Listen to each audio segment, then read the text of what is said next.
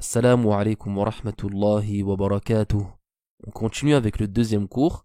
Dans ce cours-là, nous allons voir la deuxième règle concernant le chapitre de An-Nun Sakina wa Tanwin. Donc le Nun portant la soukoun et le Tanwin. On avait vu dans le premier cours la règle de Al-Izhar et là nous allons voir la règle de Al-Idram. Donc la définition de Al-Idram dans la langue arabe, c'est le fait de rentrer une chose dans une autre.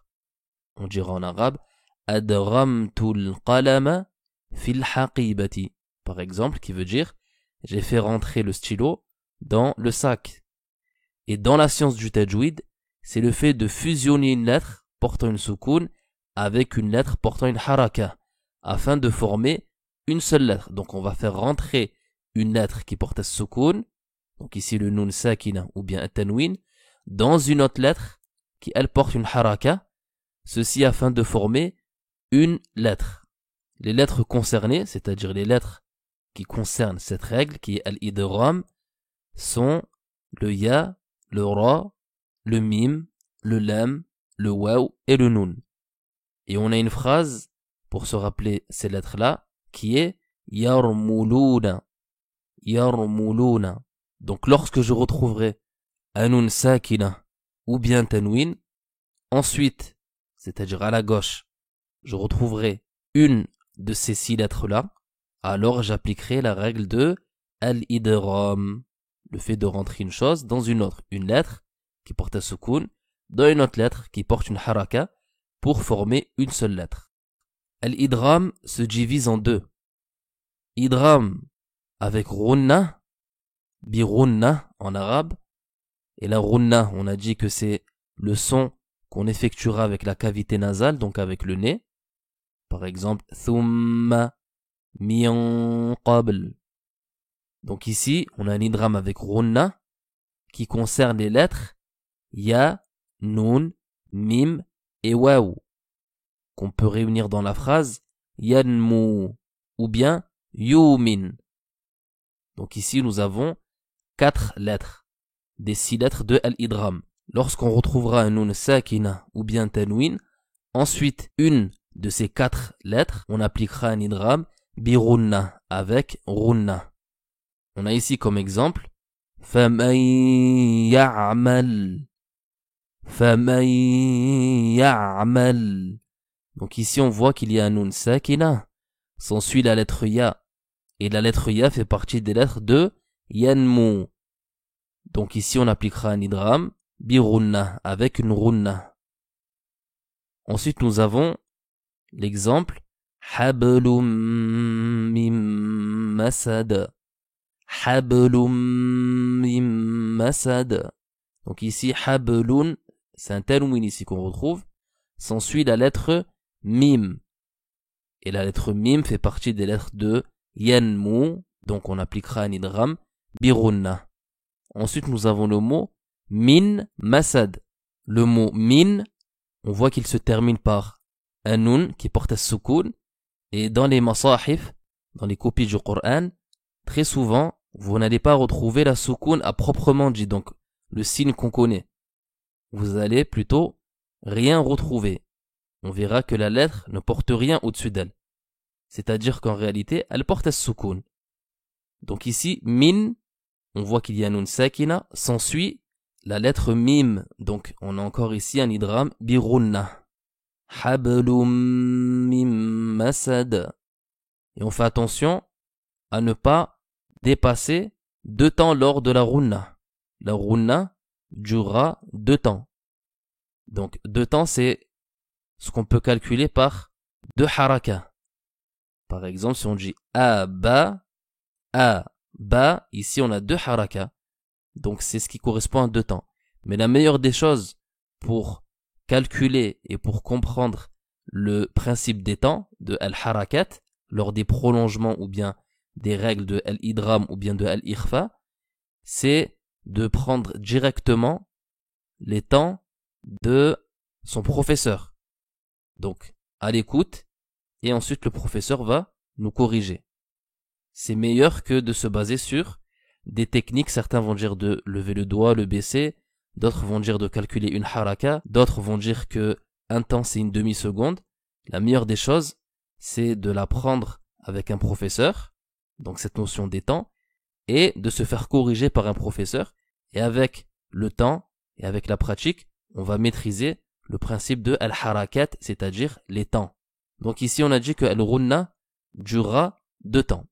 Ensuite, nous avons la seconde partie de al-idram. On a vu l'idram avec la runna. Ici, dans la seconde partie, on a un idram sans runna. Donc on va pas utiliser la cavité nasale. Par contre, on mettra une shadda sur la lettre qui vient après. Et les lettres concernées sont 2 lettres, le lam et le ra. On a ici comme exemple walam yakul lahu, walam yakul lahu. Donc ici, on retrouve un nun sakina, s'ensuit la lettre lam. Et on voit que le nun sakina ne porte pas de soukoun apparente, comme on peut écrire lors de nos dictées dans des livres. Plutôt dans le mushaf, comme on a dit, on retrouvera la lettre sans haraka. Donc ni soukoun ni haraka. Cela voudra dire que elle est sakina. Cela voudra dire qu'elle porte une soukoun. Donc après ce nun, dans yakun, on retrouve le lam. Et le lam fait partie des lettres de al-idram sans runna, bi ghayri runna. Plutôt on va mettre une shadda. Donc on ne va pas dire le nun. Yakul lahu directement. On ne dira pas yakun lahu. Plutôt yakul lahu. On passe du kaf au lam directement et on va renforcer ce lam là. Donc on va faire al-idram, on fera rentrer le nun sakina directement dans le lam par un renforcement qui se fera ici, non pas avec la runna, plutôt avec ash-shadda. Et c'est courant, lorsqu'on parle aussi, on va dire ashhadu an la ilaha illallah. An la ilaha illallah. Et non pas an la ilaha illallah. Donc ça c'est quelque chose qu'on pourra utiliser au quotidien. Et c'est ce qu'on entend et c'est ce qu'on dit de manière naturelle. C'est très rare d'entendre quelqu'un dire ashhadu an la ilaha illallah. Plutôt ashhadu an la ilaha illallah. Et ici la règle appliquée est la règle de al-idram bi ghayri runna. Ensuite on a l'exemple Muhammadur Rasulullah. Muhammadur Rasulullah. Donc ici Muhammadun, on retrouve un tanwin. Rasulullahi. Donc, après ce tanwin de Muhammadun, sur le dal, on a le ra. Et le ra fait partie aussi des lettres de al-idram sans runna. Donc, Muhammadur ra. D'où, on passe directement du dou au ra. Car on a dit que le tanwin, c'est un nun sakin aussi. Donc, Muhammadun, ce tanwin là, ce nun sakin, Muhammadun, ce nun ne se lira pas. Plutôt, on ira directement au ra comme on a fait pour walam yakul lahu. Donc on dira Muhammadur Rasulullah. Et non pas Muhammadun Rasulullah. Ici, si on dit cette chose-là, comme je viens de le dire, alors on n'aura pas appliqué l'idram. Muhammadun Rasulullah, ici, l'idram n'a pas été appliqué. En fin de cours, on retrouve la phrase suivante. Pas d'idram au sein d'un mot. Donc, on remarque dans les exemples qu'on a lus, al-idram était toujours entre 2 mots. Faman ya'mal. Et non pas au sein d'un mot. Par contre, al-izhar, on avait vu que an-na'amta par exemple, ici la règle était au sein d'un mot. Min khawf, ici la règle était entre 2 mots. Donc al-idram se fait toujours entre 2 mots. Au sein d'un mot, il n'y aura pas d'idram. Et on retrouve ici 4 mots dans le Coran al-Karim où la règle de l'idram ne sera pas appliquée du fait que ici les lettres sont dans un mot et non pas entre 2 mots.